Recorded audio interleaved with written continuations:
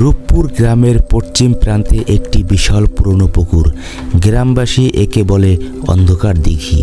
সূর্যাস্তের পর ওই পুকুরের ধারে যাওয়া নিষেধ, কারণ লোককথা আছে স্থির পানিতে যার ছায়া পড়ে সে আর ফিরে আসে না। শহরের চার বন্ধু আরিফ, সজল, তানিম ও নীল এই অন্ধবিশ্বাস ভাঙতে এক অমাবস্যার রাতে সেখানে তাঁবু খাটিয়ে বসলো। রাত বাড়ার সাথে সাথে চারপাশ নিঝুম হয়ে এলো। হঠাৎ তানিম লক্ষ্য করলো পুকুরের পানি কাচের মতো স্থির, কিন্তু তাতে চাঁদের আলোর বদলে সবুজ রঙের এক অদ্ভুত আভা টিকরিয়ে বের হচ্ছে। কৌতূহলী হয়ে সজল পুকুরের পাড়ে গিয়ে দাঁড়ালো। টর্চের আলো ফেলতেই তার চিৎকার থেমে গেল। সে দেখলো পানিতে গভীর অসংখ্য মানুষের ছায়া নড়াচড়া করছে। কিছু বুঝে ওঠার আগেই সজল অনুভব করলো এক অদৃশ্য শক্তি তাকে পানির দিকে টেনে নিয়ে যাচ্ছে। সে চিৎকার করতে চাইলো, কিন্তু গলা দিয়ে শব্দ বেরোলো না। বাকি বন্ধুরা দৌড়ে আসার আগেই এক বিশাল ঢেউ আছড়ে পড়ল পুকুরের শান্ত বুকে। ঢেউ শান্ত হওয়ার পর দেখা গেল সজল উধাও। টর্চের আলোয় বন্ধুরা দেখলো পুকুরের মাঝখানে সজলের ছায়াটি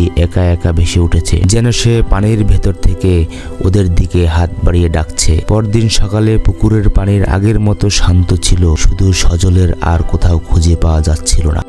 এ থেকে আমরা জানতে পারলাম ভৌতিক কোনো কিছুর সঙ্গে মশকরা করতে নেই।